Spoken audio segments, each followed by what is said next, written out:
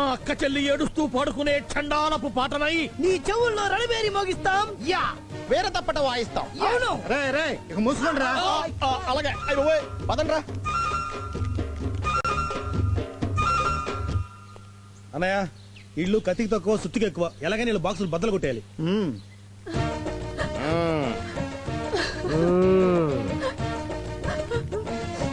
It's okay okay we know that matter. బాధపడకొక్క చెల్లి.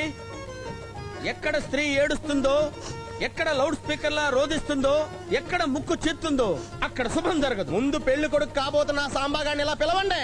నమస్కారం బాబాయ్ గారులండి. మహాలక్ష్మిని పెళ్లి చేసుకోబోతున్నావా? నాన్నగారు చేసుకోమన్నారండి. ఆ అమ్మాయి నీకు నచ్చిందా? నాన్నగారికి నచ్చిందండి. మధ్యలో నాన్నగారు ఎవరు నచ్చడానికి? మా నాన్నగారండి. ఆయనకి నచ్చితే నువ్వు చేసేసుకుంటావా? నాన్నగారు ఇష్టం కదండి. కుదరదు, నువ్వు మా మేనకోడలనే పెళ్లి చేసుకోవాలి. మా నాన్నగారు ఒప్పుకోరండి. ఇలా పూర్వం రాముడు తండ్రి మాటనే అడవులకెళ్ళి ఎన్ని కష్టాలు పడ్డాడో తెలుసా? అవును, చెప్పులు లేవు, బట్టలు లేవు, అన్నం లేదు.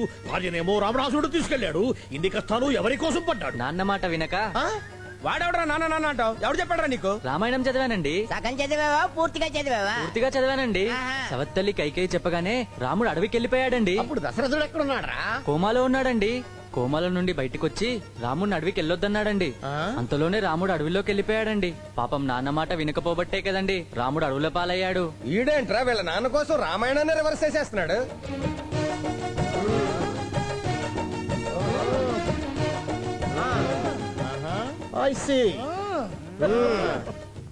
ఏంటి బామర్దులు రౌండ్లు తిరుగుతూ ఫోజులు కొడుతున్నారు? ఇవే ఫోజులు మా బామర్ది త్రిమూర్తుల ముందు కూడా కొడతారా? ఆయన ఏమన్నా కొండవీటి సింహం కొడుకు అనుకుంటున్నాడా? అలాంటి వాళ్ళు ఇంతమందిని చూసాం. ఈ బిల్డప్లు ఇక్కడ కాదు, మా త్రిమూర్తుల ముందేవండి. ఏంటి ఏం చేస్తాడు? తల తీసి తబలా వాయిస్తాడా? అసలు ఏంటంటే ఆయన గొప్ప దమ్ముంటే మా ముందుకు రమ్మనండి. మీ వెనక్కి తిరిగి చూడండి, కనిపిస్తాడు. అటు కాదయ్యా, ఇటు.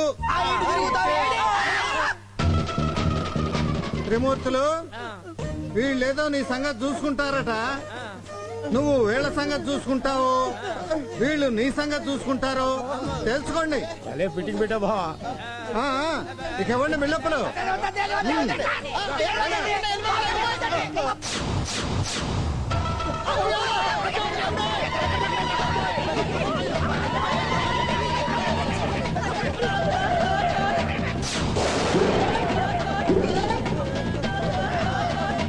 నమస్తే.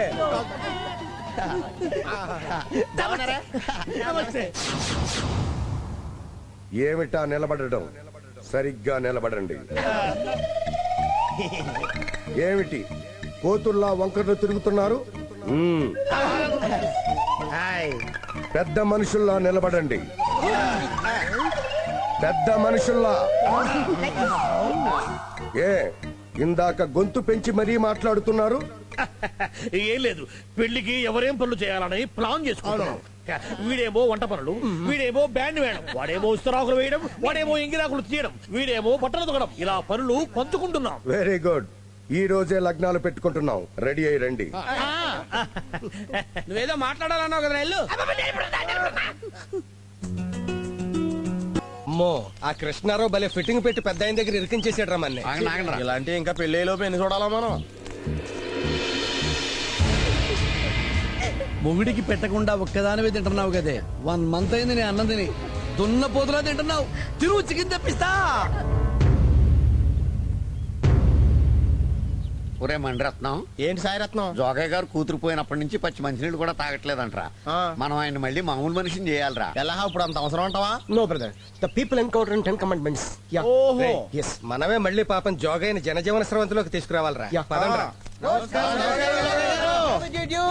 ఏంటి నవరత్నాలు పెళ్లికి వచ్చారా?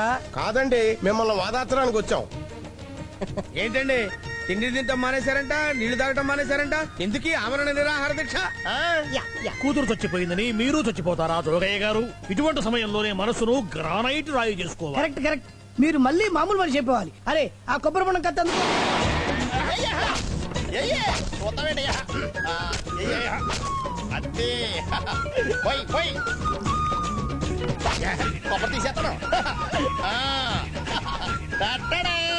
తినండి. జోగయ్య గారు మీరు నీళ్లు తాగి బలం తెచ్చుకుంటే మిమ్మల్ని ఇంకా ఎక్కువగా వాదారుస్తాను. కొబ్బరి నీళ్ళు తాగమంటే కన్నీళ్లు పెడతారే వీడు జోగయ్య గారు. మా అమ్మాయి చచ్చిపోయింది సార్. ఈ రోజు తాగలేరు, రేపు తాగుతానండి. రేపు తాగుతారా? ఓకే, మా మాట మీద గౌరవం ఉంచినందుకు చాలా థ్యాంక్స్ శివరామజోగి గారు. ఏమండి 1 మినిట్ చెప్పండి. నవరత్నాలు గారండి, ఇప్పుడు మీరేం చేయాలంటే ఏం చేయాలి చెప్పండి. బోండా ఉంది కదా, ఉంది. పగల కొట్టారు కదా, కొట్టాం. దాన్ని ఏం చేయాలంటే మళ్ళీ ఒకటి చేయాలా.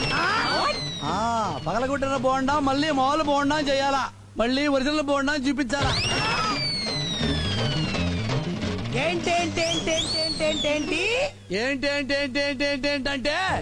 ఈ కొబ్బరి చిప్ప ఉంది కదా, అవును. ఈ కొబ్బరిని ఇలా యాస్టీస్ గా పేస్ట్ చేయాలా, ఒరిజినల్ లాగా.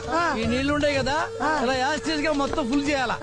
దీన్ని ఇలా ప్యాక్ చేయాలి, ఒరిజినల్ బోండా చేయాలి.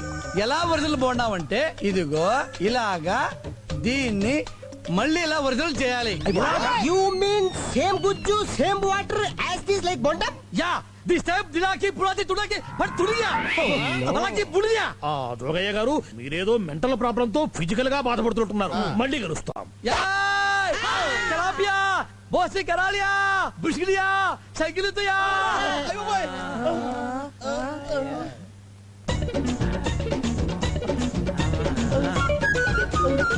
ఇది ఎక్కడ కర్మరు ఏమండి 70 ముక్కలు కొట్టినటువంటి ఈ కొబ్బరి బొండాన్ని మళ్ళీ యాజ్ ఇట్ ఈజ్ బొండాన్ని చేయడమా? కాల్చి పారేస్తా. ఏంటండి ఏంటి మీరు కలిసేది? కడుపు కన్నం తిన్నారా గడి తిన్నారా? ముక్కలు ముక్కలు అయిపోయింది బొండం ఒకటే చేస్తాం. ఏంటన్నాడు?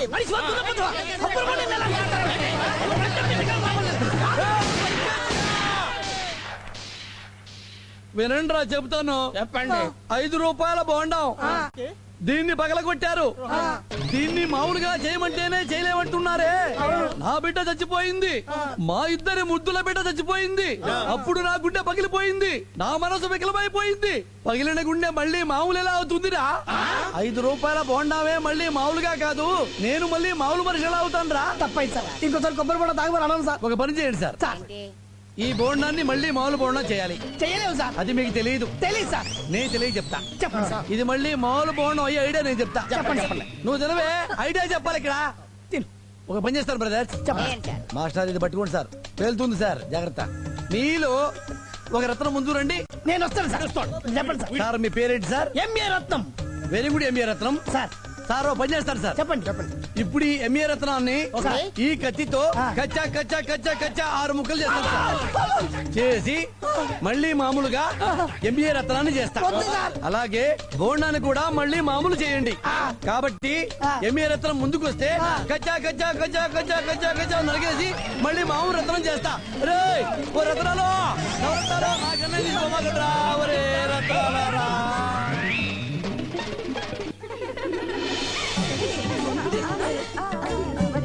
ఇరుగు దిష్టి పొరుగు దిష్టి ఈ ఊరు దిష్టి పక్కూరు దిష్టి అయినోళ్ళ దిష్టి కానోళ్ళ దిష్టి అందరి దిష్టి ఇదిగో బాగా ఆలోచించుకో, ముహూర్తం దగ్గర పడుతుంది. కావాలంటే మా ఇద్దరు మేనగోళ్ళని చేసుకోవయ్యా. ఇంతకంటే కన్సెషన్ డిస్కౌంట్ ఏ డిటర్జెంట్ కంపెనీ కూడా ఇవ్వదురా. ఆలోచించుకో.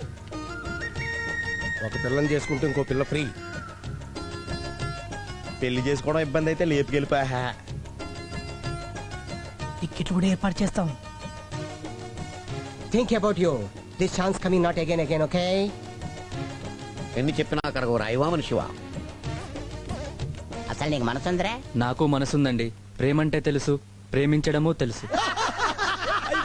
వీడికి మనసున్నదట, వీడికి ప్రేమించడం తెలుసు. ఏంట్రా ఏం జరిగింది? ఏమన్నాడు? ఆగండ్రా ఆగండి. ఏరా పట్నం వెళ్ళి ఏం చేసావురా నువ్వు? ప్రేమించాను మావయ్య. అరే ఎవరన్నా మీ నాన్న పరిపోతాను చెప్పుకో. లేదు మావయ్య, నిజంగానే వేరే అమ్మాయిని ప్రేమించాను. Close your mouth mosquitoes.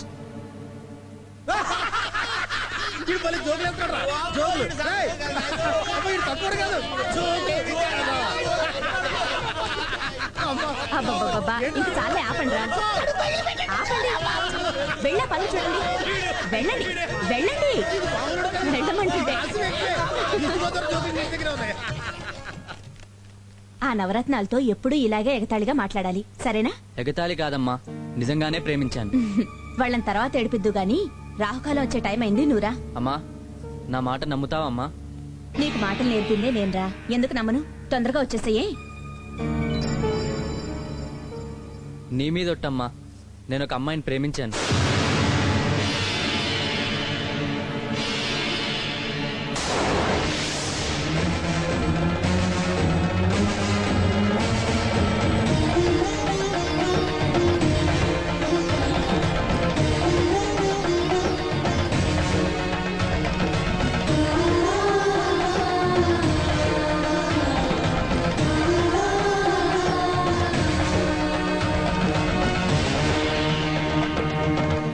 అమ్మా, అమ్మా, నాన్నగారి మీద ఒట్టేసి చెప్తున్నానమ్మా, మీ ఇద్దరి పాదాల మీద ఒట్టేసి చెప్తున్నాను, నేను ఒక అమ్మాయిని మనస్ఫూర్తిగా ప్రేమించానమ్మా.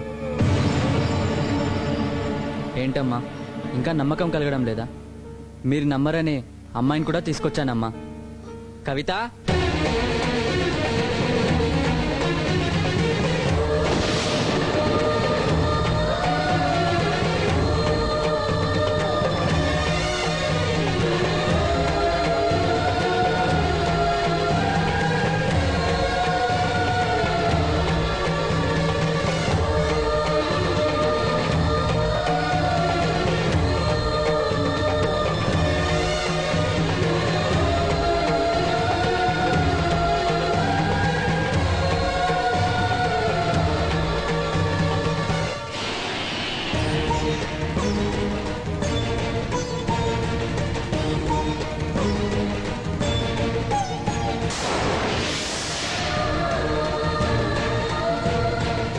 నమస్తే, నా పేరు కవితారెడ్డి.